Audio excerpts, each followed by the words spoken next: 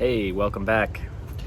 Right now I'm working on installing the plumbing for the 25-gallon water tank. Now that I got the sink base cabinet in, I have the outlet installed already for the water pump switch. So I've got the water pump here, a filter, and I'll show you how I'm going to do this. So you can see I've got the wiring running here to this double switch. This controls the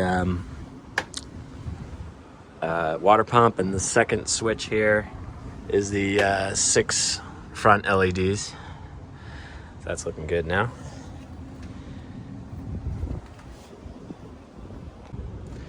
So back here I've got a quick connect, which I have a second quick connect piece that I just put in here with a cap, so when I'm driving around the water comes out. This is where I'll fill it.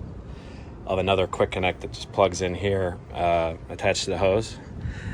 This is going to be an air gap, or an air vent, sorry, which will come down here and just drill through the floor.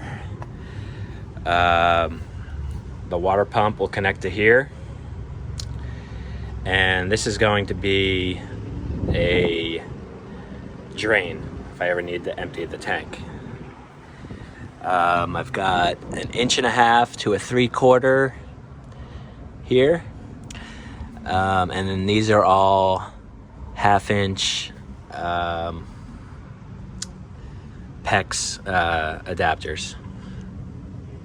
I'm going to connect the PEX to these.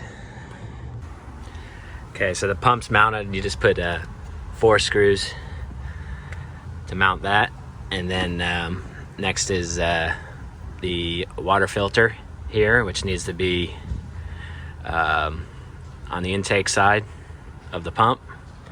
Has a little arrow here. I'll put a link for all these. I think this is the best pump to get.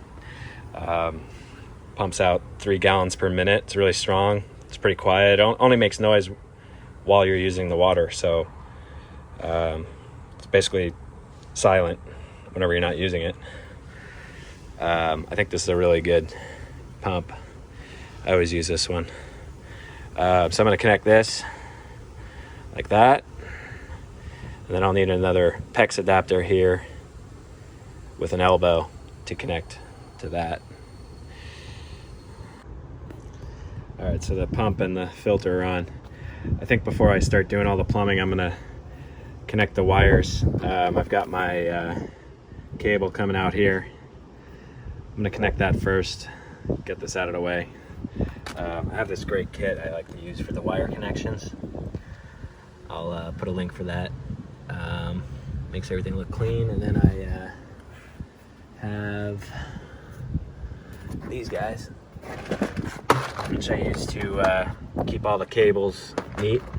I like to use these. You can see I have them over here. This keeps everything orderly. So if you don't have one of these tools, I recommend getting one. They're really awesome. Makes stripping the wires really easy. Just pops it off perfect. Let's say that's probably 14 gauge. Yeah, look at that.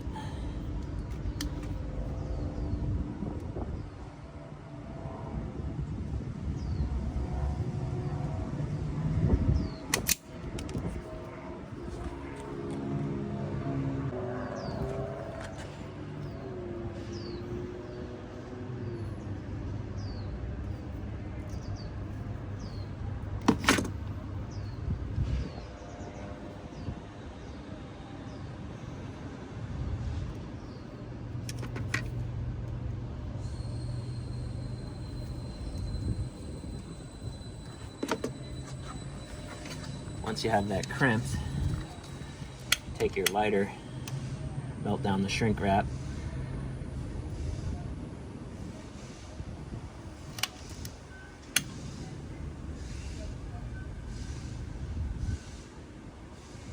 Okay, so it's all wired up. Looking good, nice and neat. I think Goes without saying, make sure you don't have your fuse in while you're wiring up. And then once it's wired in, you can put your fuse in. I've got a couple of these 1/2-inch female adapters. One will go on each side of the pump, and I've just put some Teflon tape on there. It's important that when you wrap the Teflon tape, you wrap it in the direction that the fitting is going to screw on, so that when you tighten it down, it doesn't unravel the tape. So it should be wrapped that way, and this one that way. So when you tighten it down, it goes over the end of the tape and doesn't unravel. Okay, just finished putting in the air vent, which comes straight down here. And then this is a drain, which is also drilled through the bottom.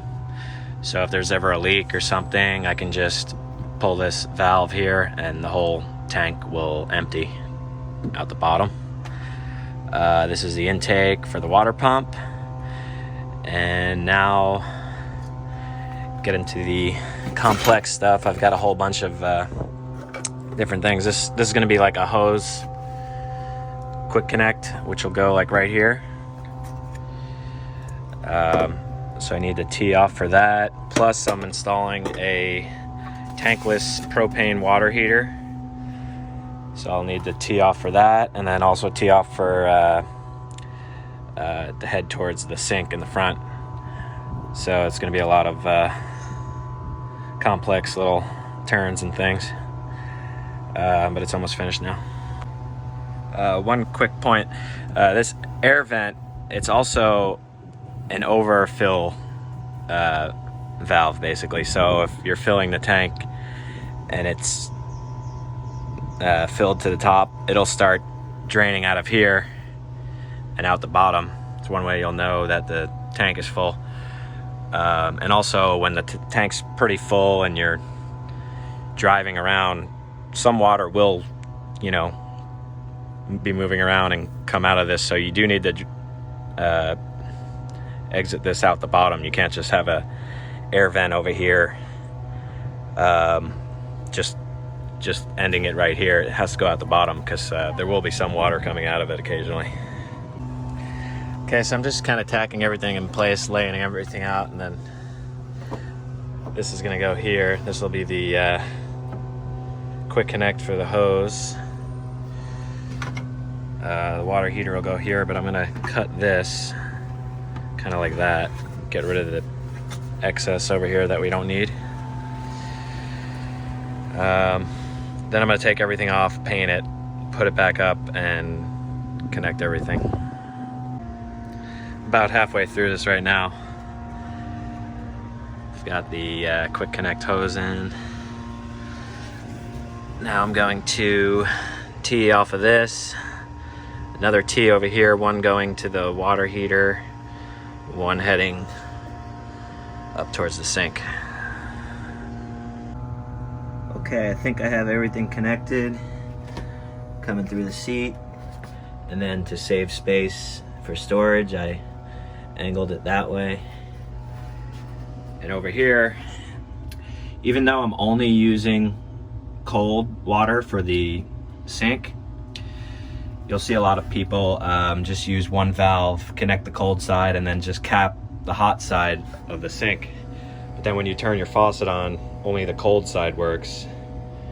It doesn't feel right. So what I do is I tee it, even though they're both cold, I connect the hot and cold side to two cold valves.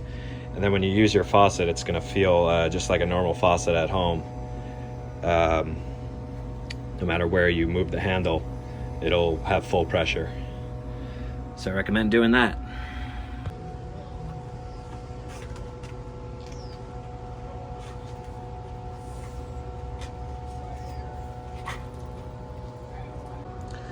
Okay, so it's time to fill this up.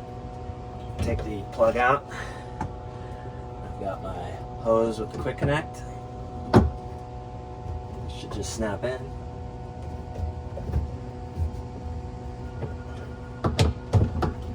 That. And then we just turn the valve.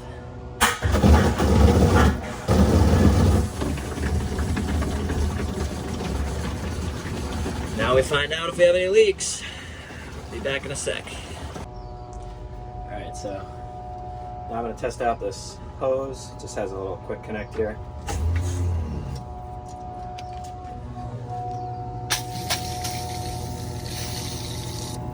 Very nice. Jet spray.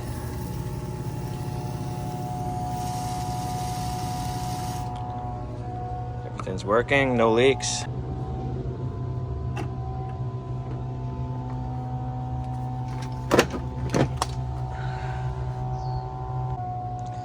Okay, so I've connected the shower head under there, and obviously I haven't connected the gas yet on that valve, so it won't be hot water yet, but as you can see, that is working. Then I also have an additional shut off here for the water heater, just in case. So everything's working perfectly, no leaks. I think I might end it here for today, and then next video we're going to be putting in the countertop, sink, and stove up front. Please like and subscribe.